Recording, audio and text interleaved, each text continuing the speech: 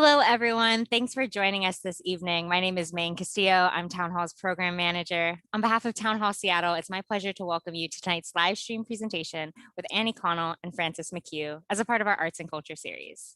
As we get underway, I would like to acknowledge that our institution stands on the unceded traditional territory of the Coast Salish people, particularly the Duwamish.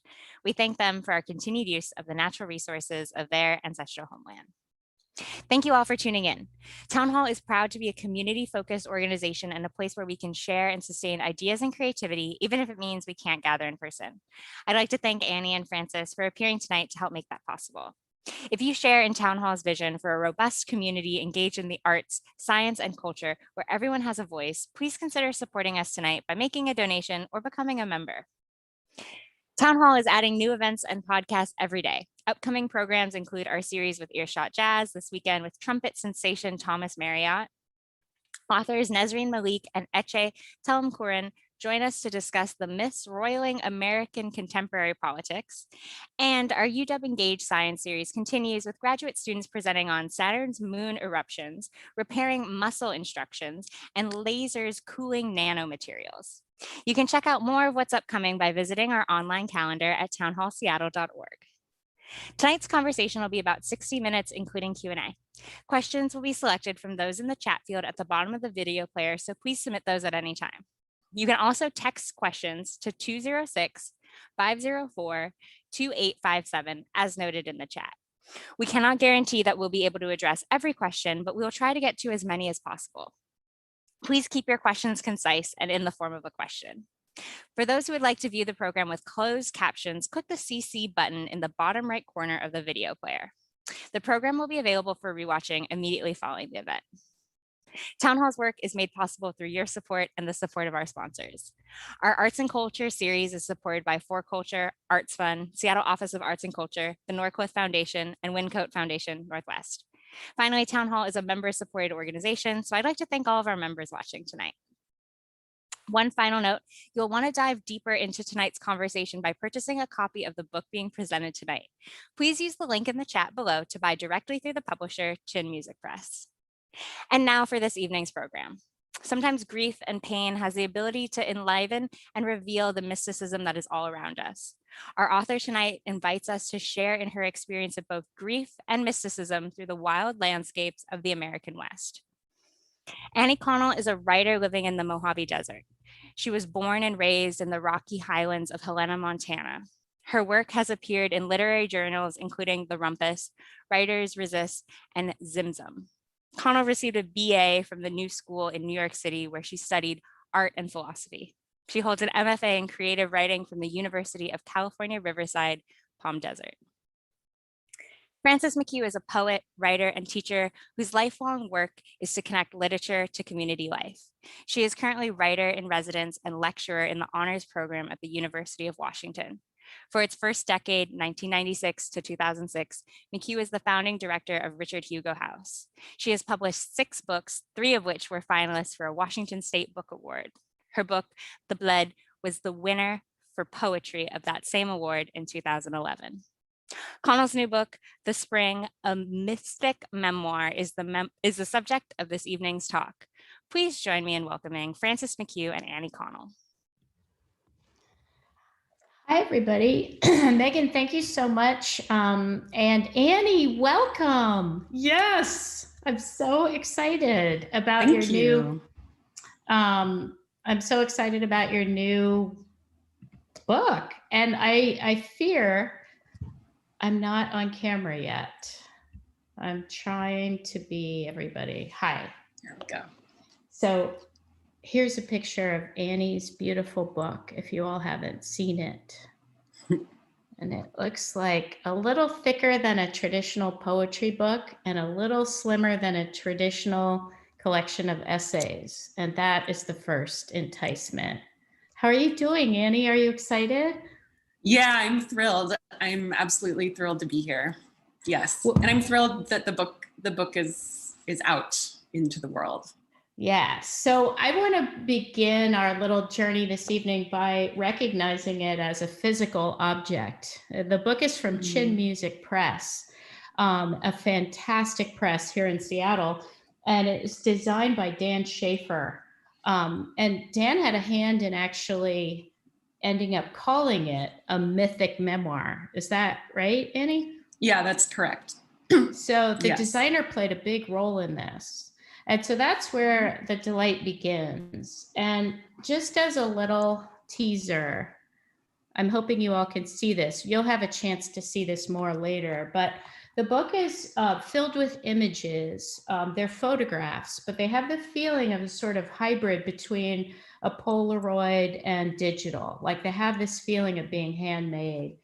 Then the little vignettes or essayettes or prose poems, depending on what you might call them, are blocky and tempting. So they're not written in short line lyrics, but actually they feel like prose poems, even though the book is called a memoir.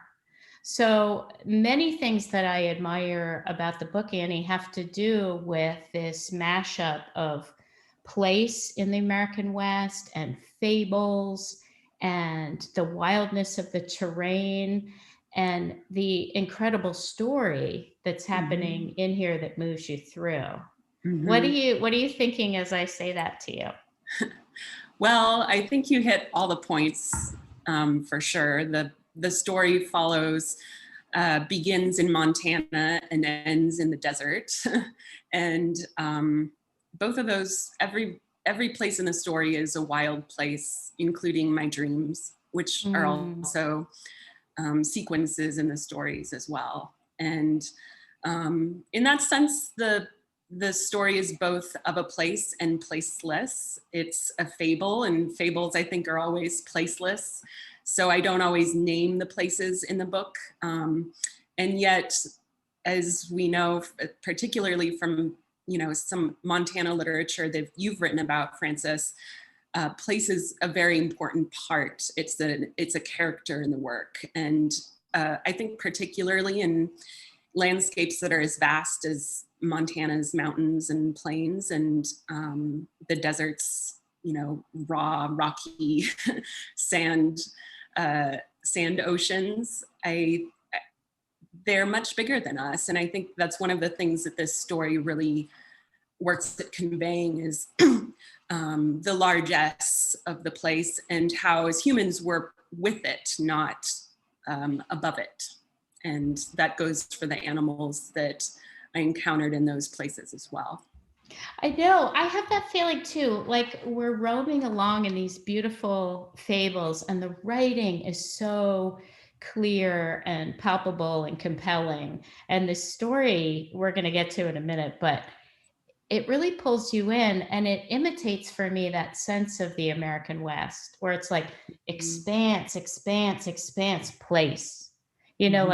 Like coming into a small town in Montana is just shocking after, the high plains, for example, or near where you're from in Helena. And I think that the book captures that. It's like the writing is following the ground and the patches of earth really closely. And it's incredibly appealing.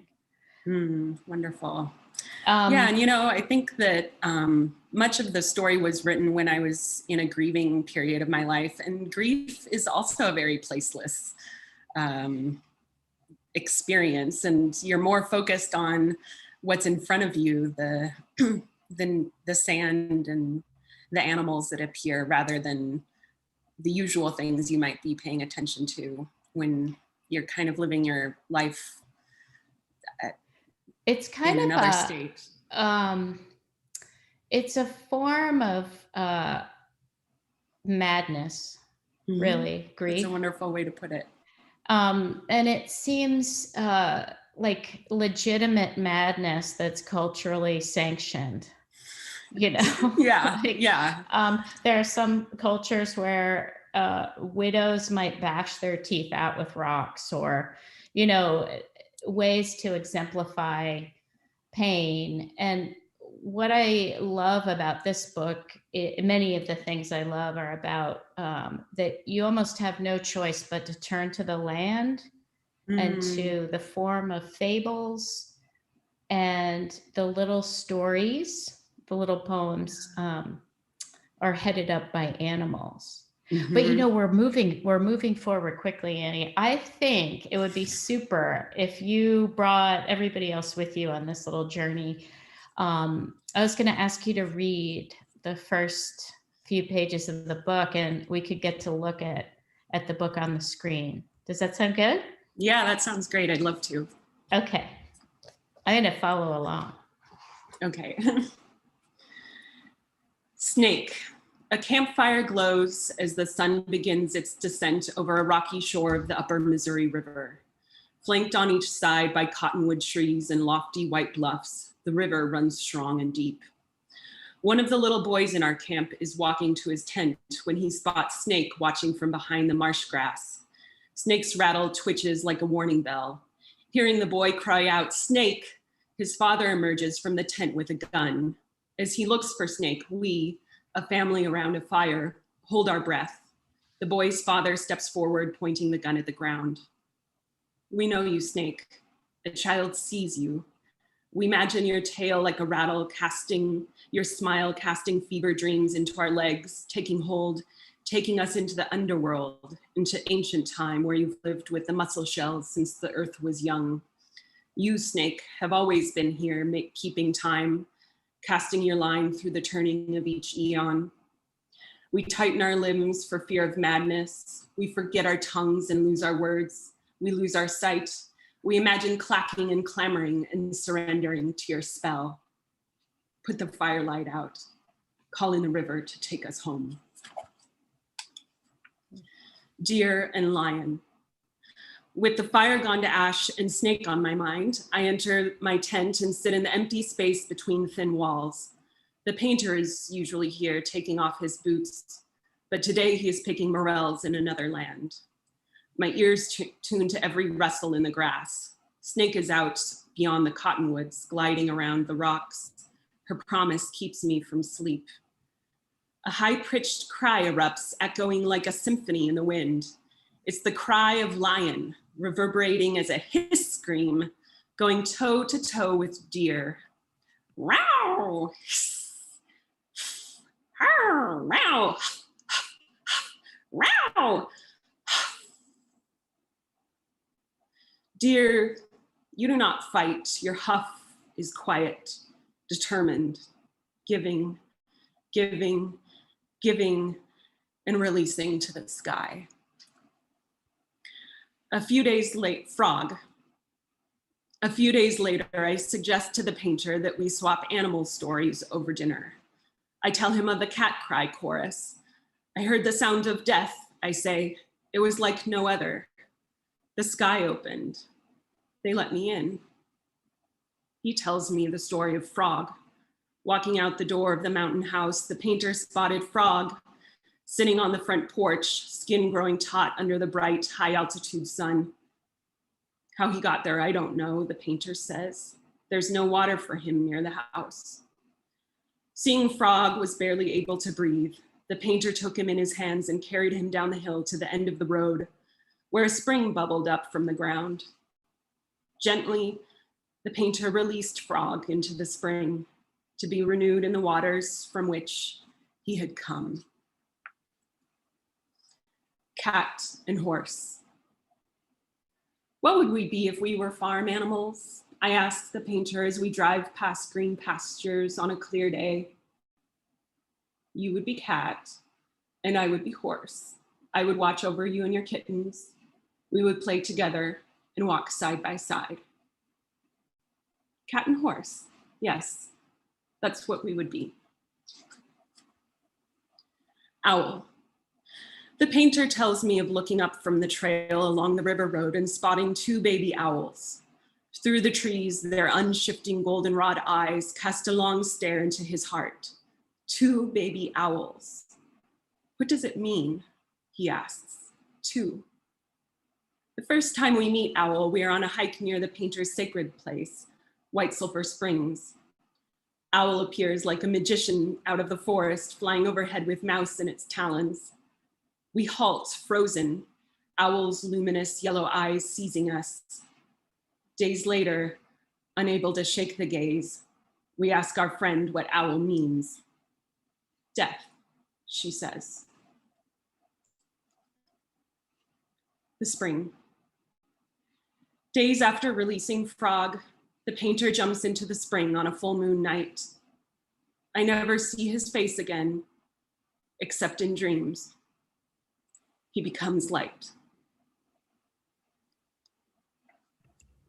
Swan. The light is blinding.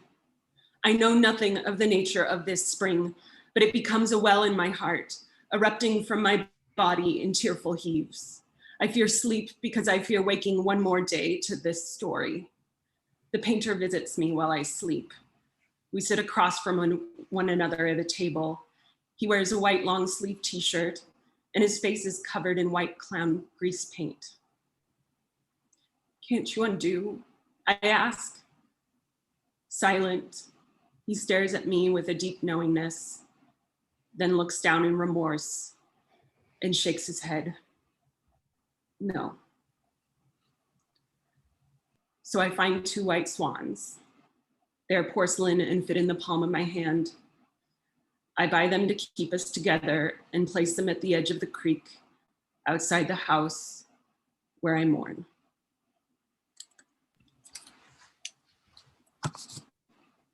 Thank you. Beautiful. Thank you for reading that, Annie. You know, 2 things strike me right away. One is that the book begins with the Upper Missouri River, and then the next real place is White Sulphur Springs. And there's something about the bookends of that, you know, those places coming in. I think it increases the emotional impact of what you're writing, because you're moving along in this fable tableau and then all of a sudden you get to the real places. But so the premise of this book is a partner dying. Yeah. And the partner in the book is called the painter. And the painter appears through these fables that I sometimes think you as the writer or the speaker / narrator are telling yourself to recount what has happened to the painter. Did you feel like you moved to the short form of the fables because it was kind of what the grief drove you to? Yeah, I think you're right, Frances.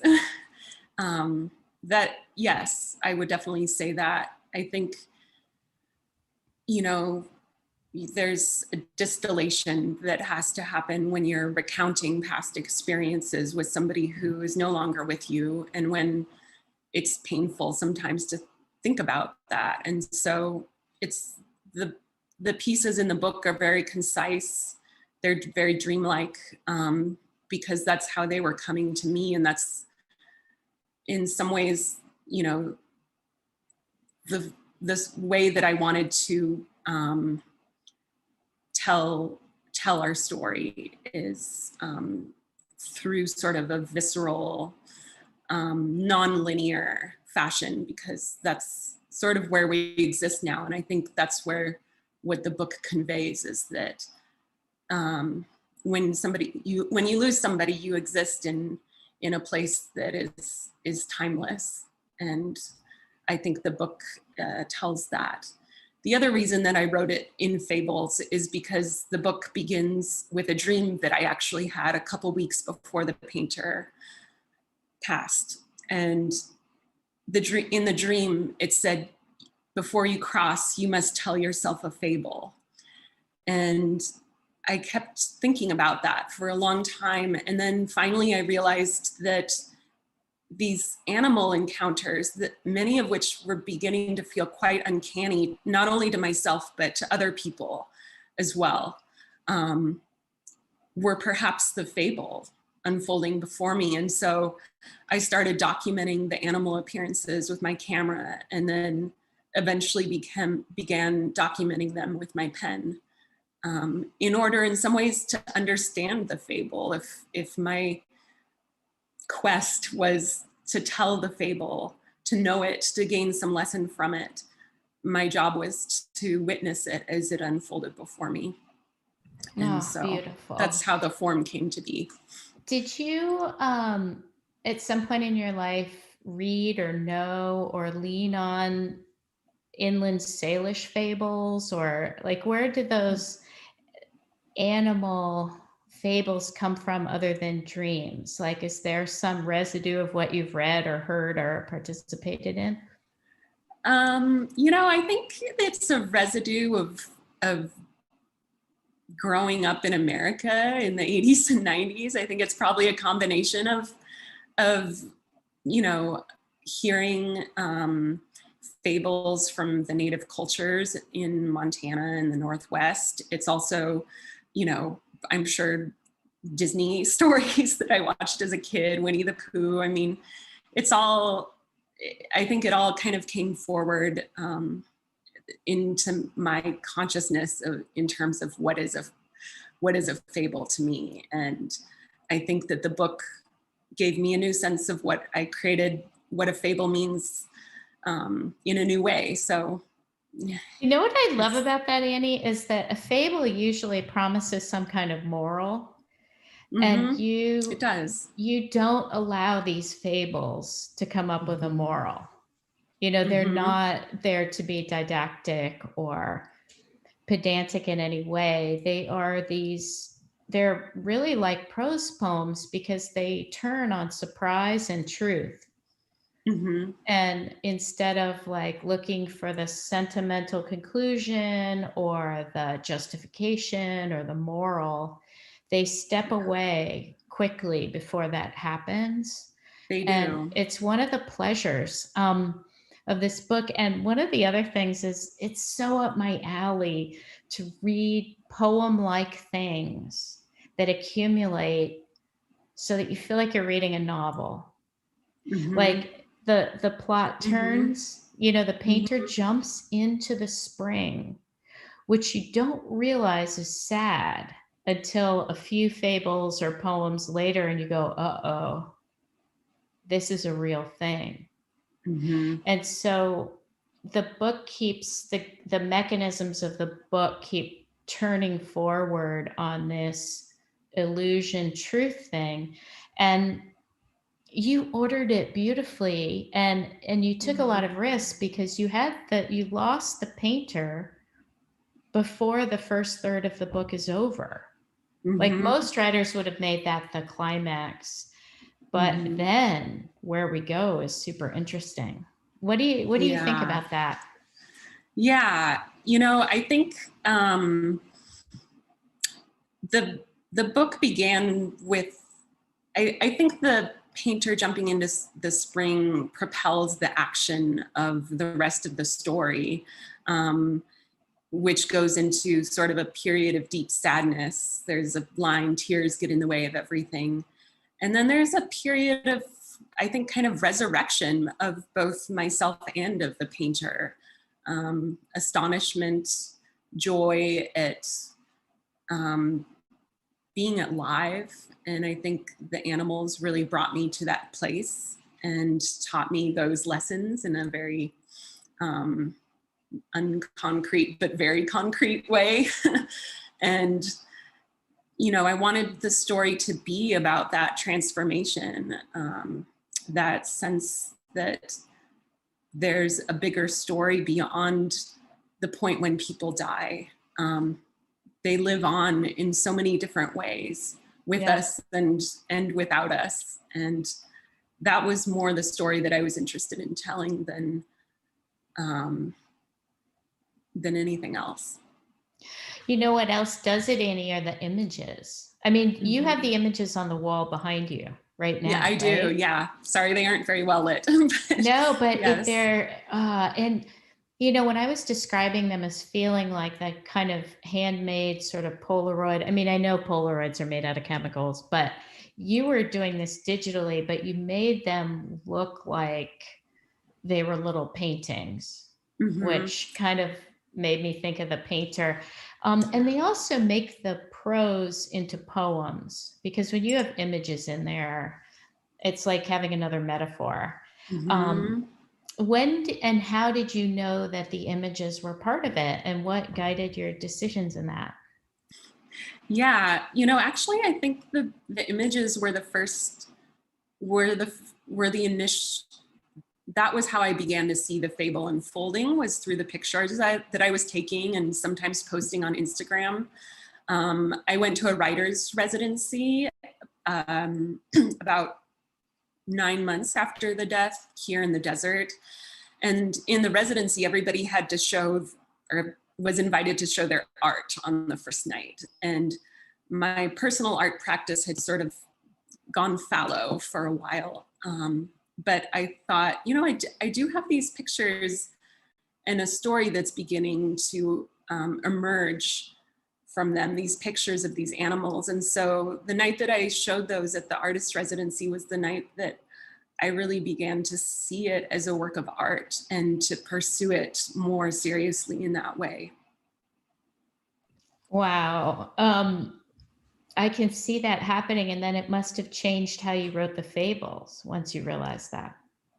Yeah, I think it did. I began to write them then maybe 5 or 6 months later when I started an MFA program. And it was a very intuitive process, to be honest. And, I wrote maybe the first half, the first year of the program, and then I had to kind of wait around for another year until more of the fable unfolded before me. I didn't know what the end was going to be until actually 3 years into writing the fable.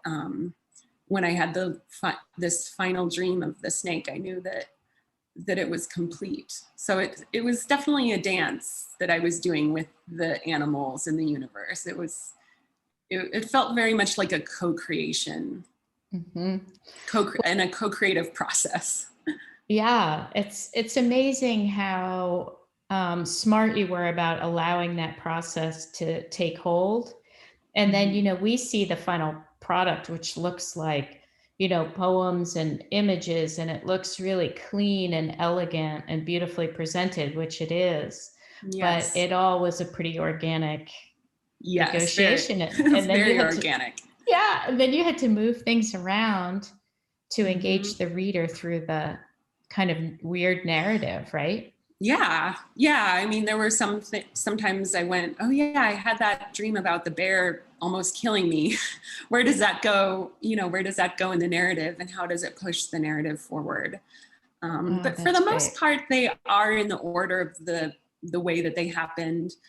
I would say many of the photographs were taken when the story happened, and some of them were taken within that time period. They were all taken within that time period, if not exactly when that particular story happened. Wow. Yeah. Okay, I want to ask you about what may be my favorite line in the book. Okay. And it goes, myths slow me down. They are the upstream current of the river I choose to swim.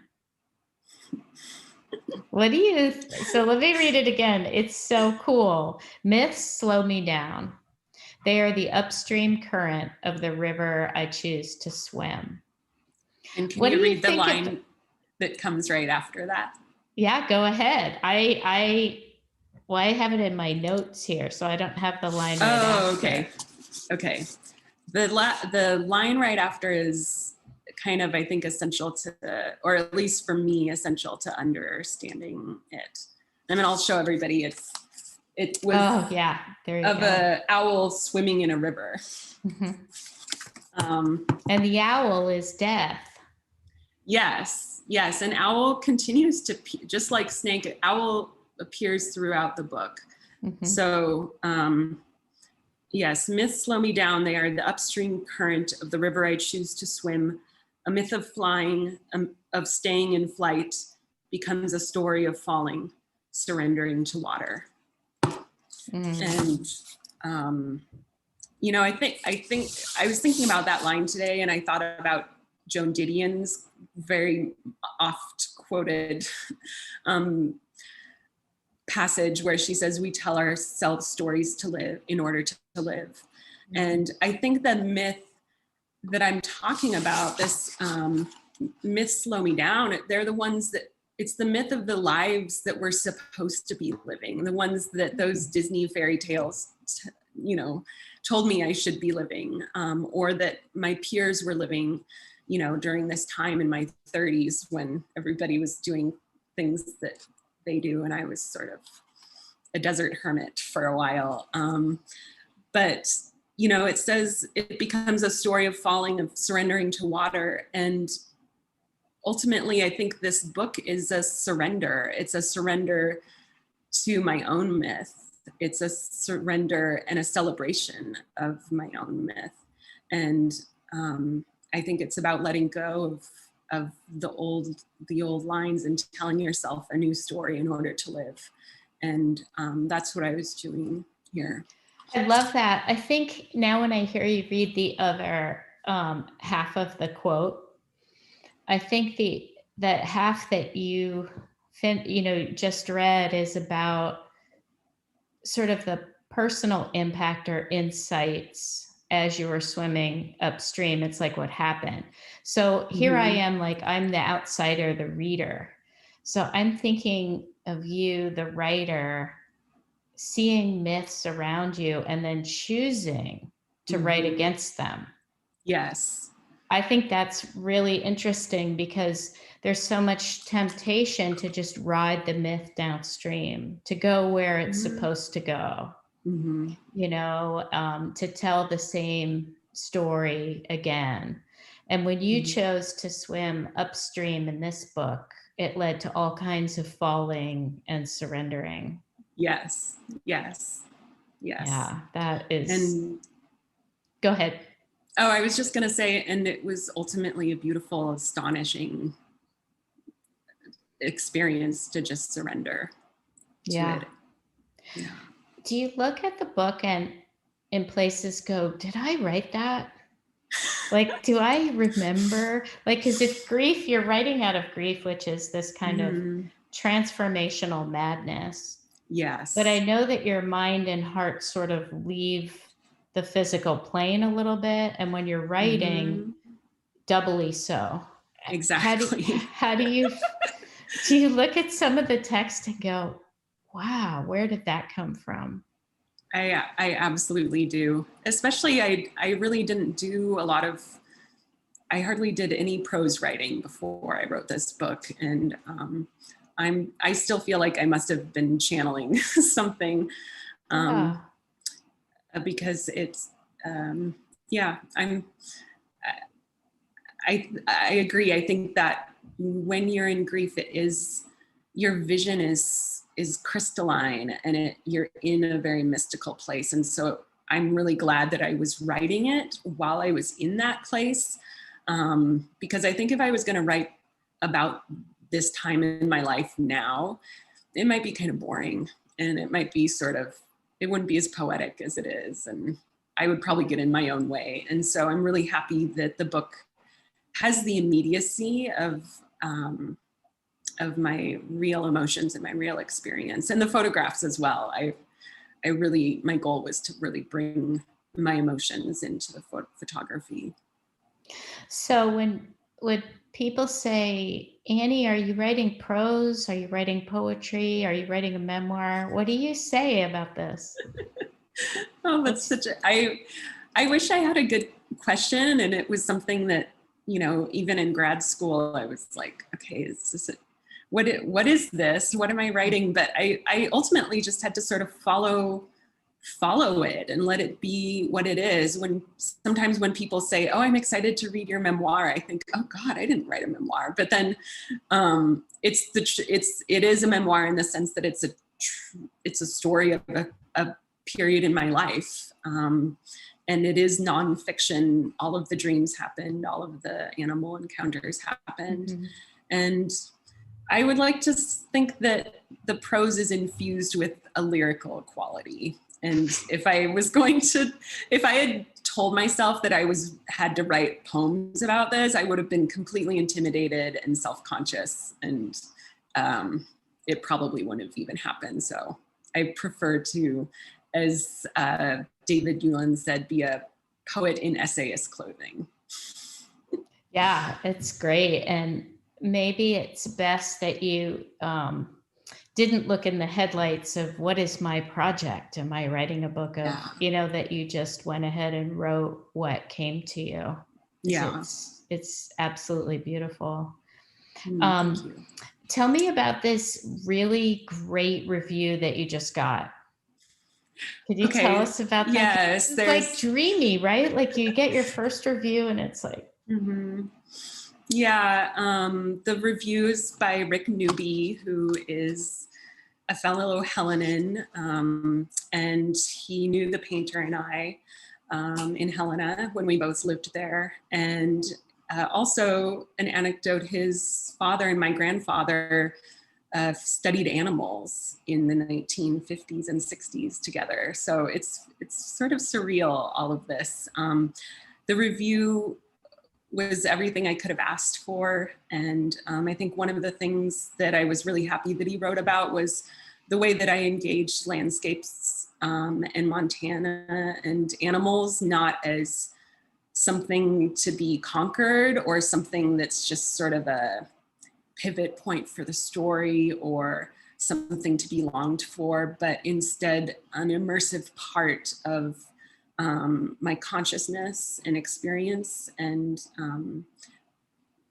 I really appreciated that. And okay, I think, the writer Bill Kittredge passed away a few months ago. And, he's one of the icons of writing in the American West. And he always said, you can't really write about the places that newcomers think you should write about in Montana. Like you can't write about Butte. You can't write about the Berkeley Pit. You can't write about, particular places that are the commonly known places. You have to inhabit the space for a while. Yes. And then there's something that kind of seeps up from the terrain that allows you to write well about it, but it's not towards, I don't know, particular places. Do you think that's true? Oh, absolutely. Yeah, I absolutely think that. And I guess growing up in Montana gives me, I guess it's in my bones, the places in my bones. And so maybe that comes through in the writing, but certainly you may notice that I didn't name places like Phillipsburg and a handful of other places that I could have named that appear in the story. And it's because to me, I did want to sort of bring forth their character in a way that wasn't just kind of hitting the top notes or the keynotes or the high notes of that place, but to really get in, develop language for the layers and the complexity. And I love that you said elements. That. Yeah, that's so cool. Like I was like, White Sulphur Springs, could there be a place more remote? And then I only know it for like Red Ant's pants are made there. So I wasn't thinking of it as like the most poetic place in the world. And then the play on spring because the painter knows it or is from there, and then he dies and jumping into the spring. And that was beautifully done.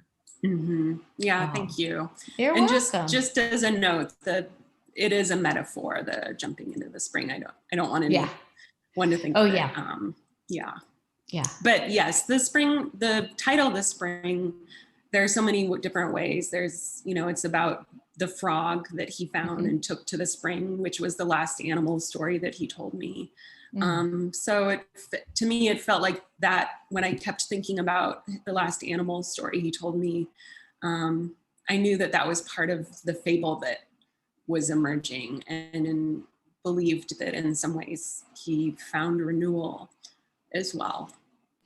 And myself too.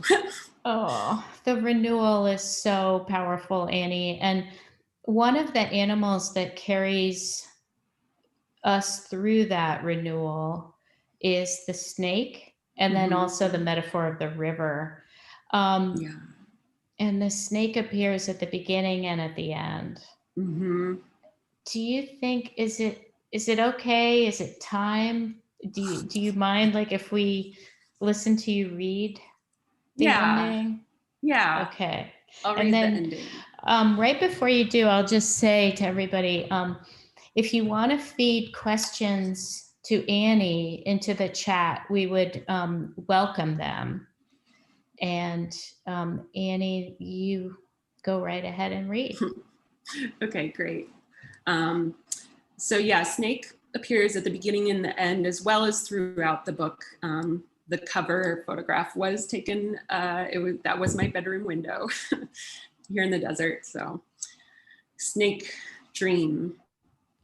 I have brought you, Snake, to an island that is a wooden deck in an endless sea of tilled dirt. People surround us, and I want to show you off, to awe them. But you pay no attention. Your head rises from a coil. Levitating, your bright green body moves from side to side, cutting through the air. You reach the edge and dive in. Deep into the soil you swim, carving new channels through the land, at home in the rich world below.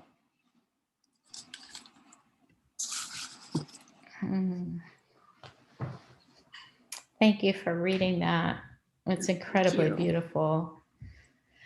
I love hearing that ending, and I think it's just beautiful, and it doesn't give you the sense that you're, I don't know how to explain it.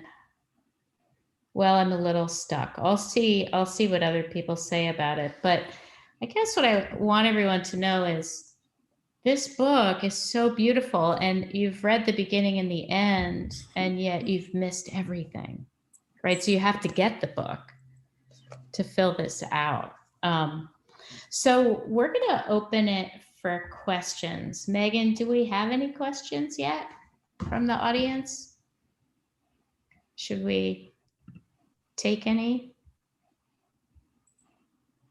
I don't see any. No questions still, anybody. Annie, do you want to call anybody out and say, hey, you have to ask me a question? Is anyone in the audience whom you would like to slightly embarrass to help you along here? Oh dear. How about one of my great interlocutors. Now I'm embarrassing myself. Okay, I'm not going to try and say it again. If you have had brilliant conversations with me, please go ahead and ask a question. How about that?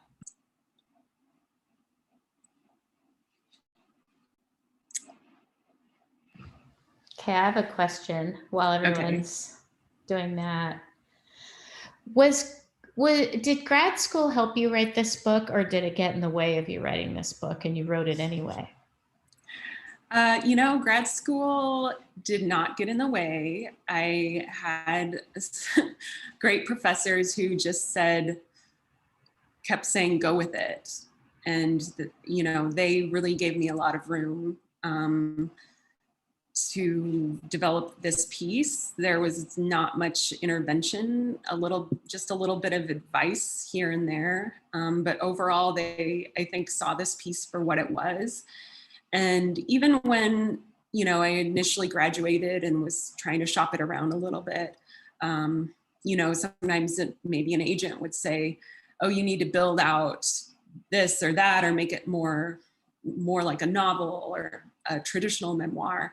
And when I asked them, what do you think of that feedback? They would say, no, wait, keep it like it is, every word. And eventually I found Chin Music Press, who saw it for what it was and really lifted it up into the form that it was meant to have. And I'm eternally grateful to them. How did Dan, the book designer, influence some of the choices? Because people often think of a book designer as oh, you do the cover and the back cover and how it looks on the page. What else did Dan do for you?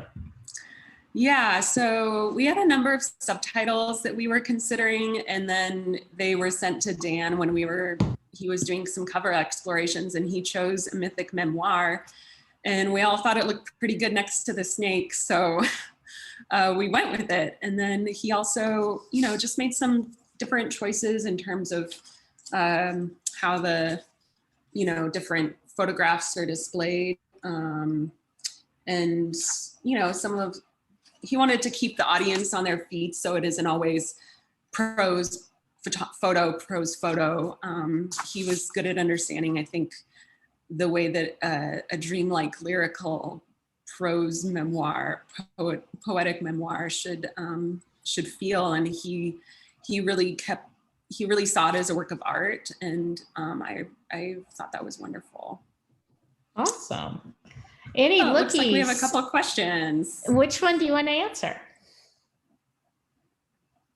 Okay, well, I'll start with the first one. Although the book is finished, do you still approach animal encounters in similar ways? Yes, I do. In fact, perhaps I will eventually have an epilogue of recent animal encounters.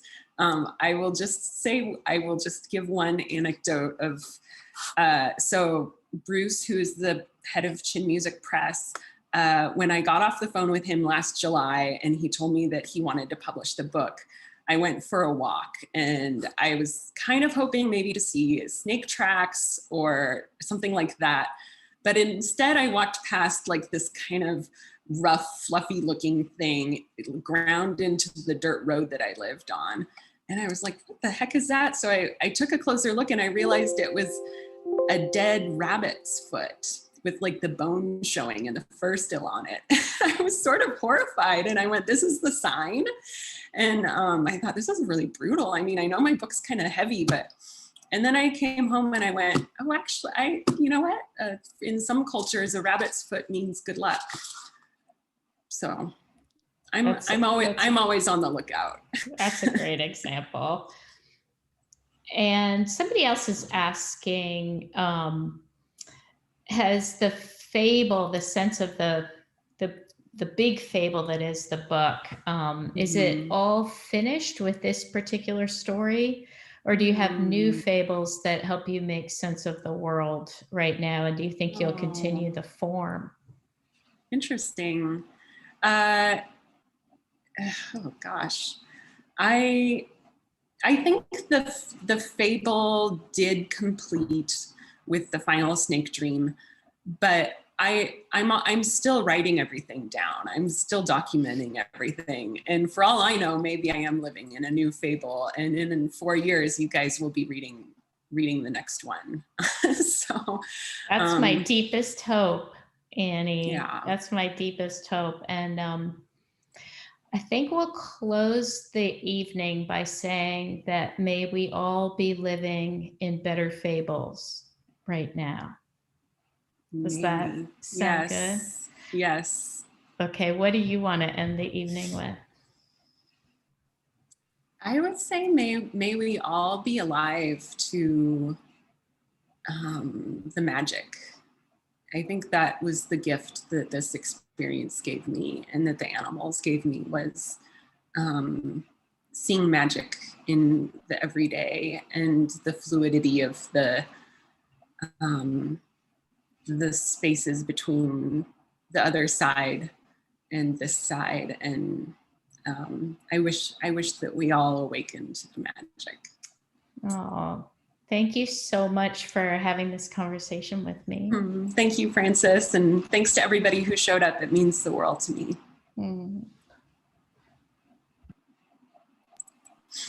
On behalf of Town Hall, I just want to say a huge thank you to both of you. That was a beautiful conversation. I'm so glad we got to see the images from the book and hear you read a little bit from it.